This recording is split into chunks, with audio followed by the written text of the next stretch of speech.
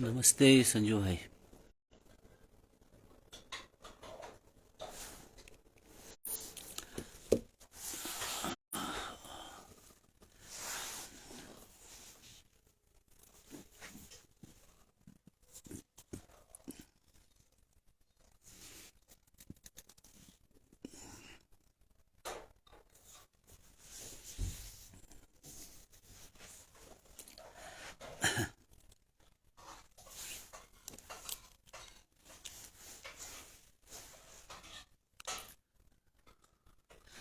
नमस्ते अंजुल।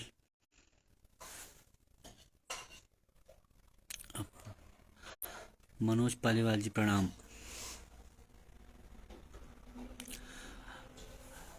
गुवाहाटी से आपको भी प्रणाम।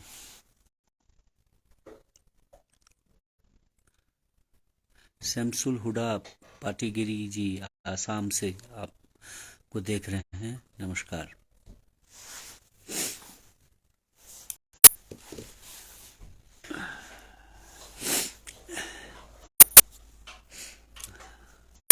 नमस्कार साथियों, आप सबको।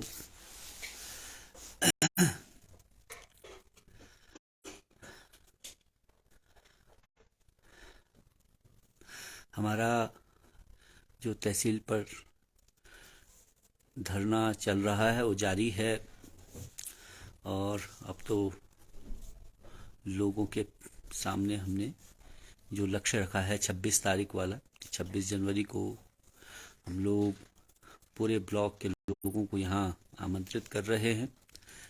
और जो तपोवन विष्णु घाट परियोजना की निर्मात्री कंपनी है एनटीपीसी, उस पर ये इस आपदा के लिए जो जिम्मेदार है उसके खिलाफ एक बड़ा प्रदर्शन उस दिन होगा। लेकिन हम अपने साथियों को इस बात के लिए भी हम बातचीत कर रहे हैं कि उस प्रदर्शन में एक अनुशासन, एक तरह की शांतिपूर्ण प्रदर्शन वो रहे, इस बात का भी हम लोग ख्याल रखेंगे।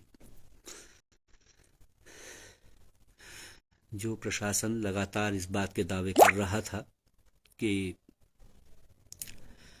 अब जो है दरारों का सिलसिला कम हो गया है, तो आज फिर हमने सुबह में, आपने देखा होगा, एक लाइव मैंने किया था एक मोहल्ले में जाकर के।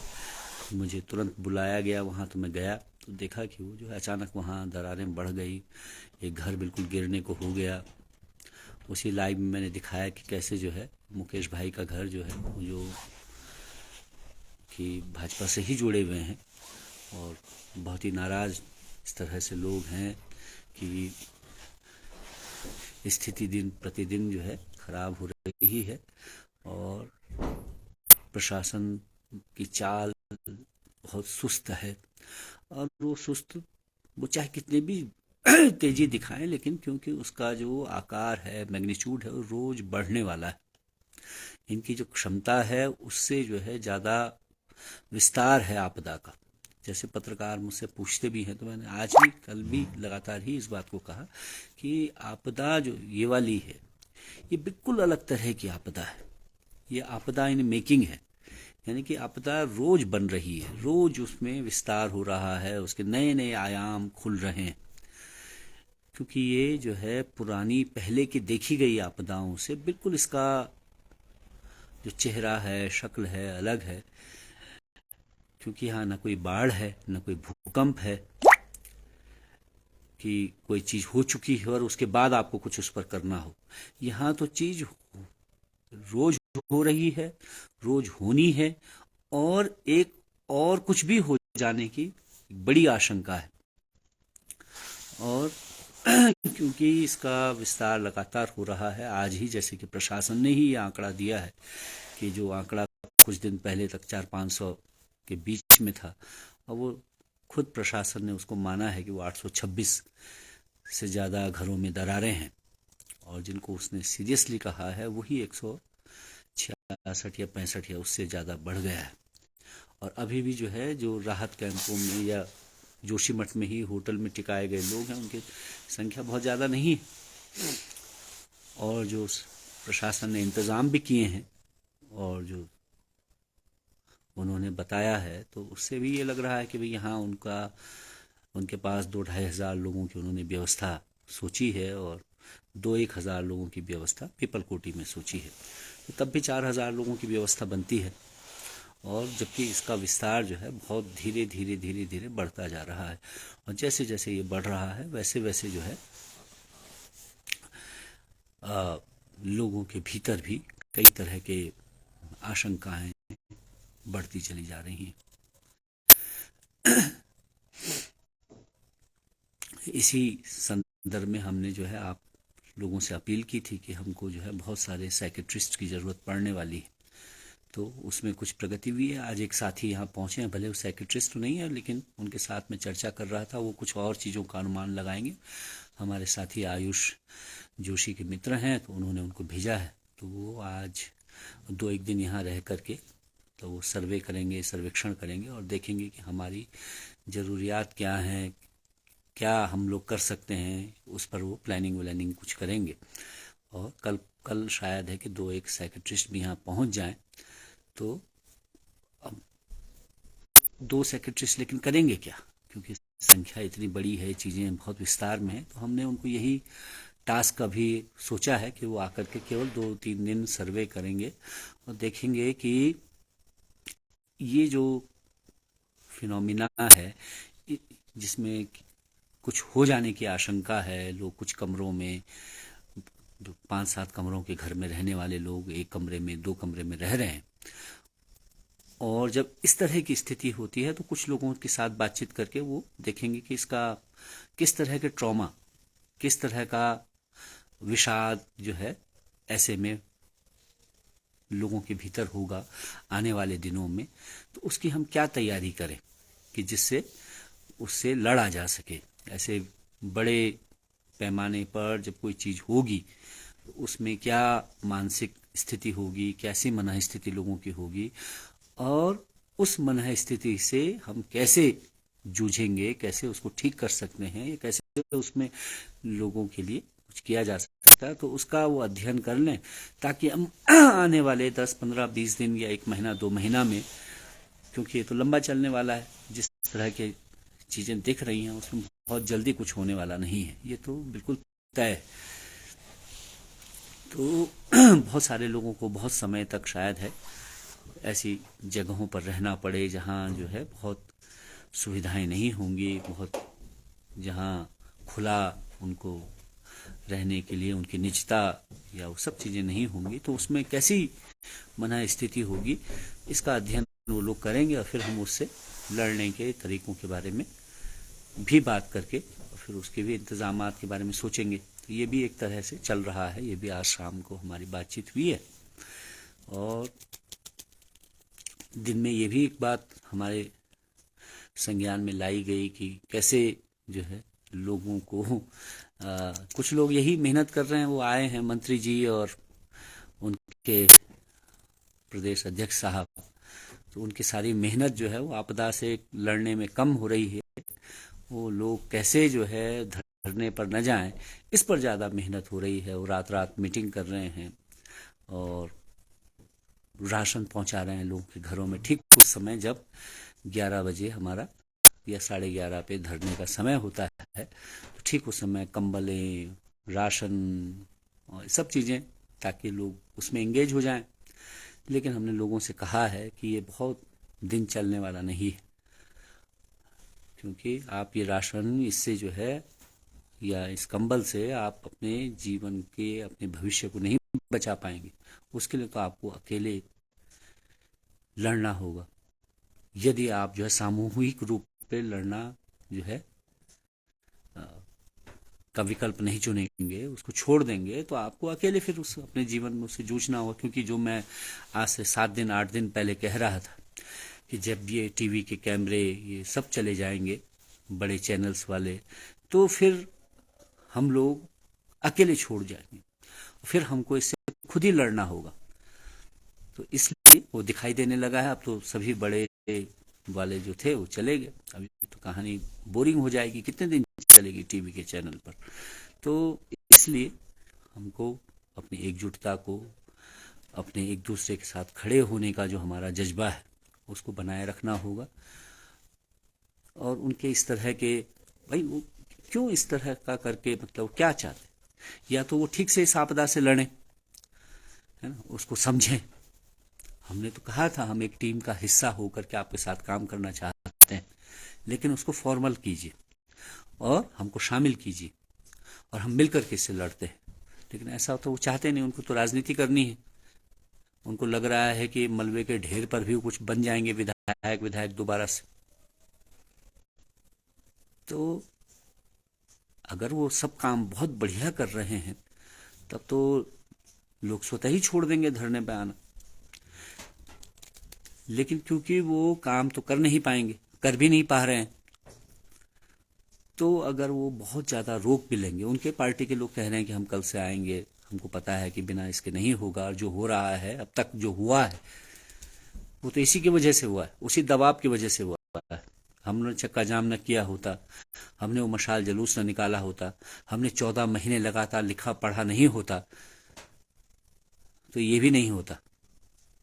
हम जागे हुए नहीं होते, सचेत नहीं होते, लगातार सचेत नहीं कर रहे होते, हमने लगातार ये दबाव नहीं बनाया होता, तो ये सरकार, इसको जानते तो हम क्या करती है, कैसे काम करती है। तो इसलिए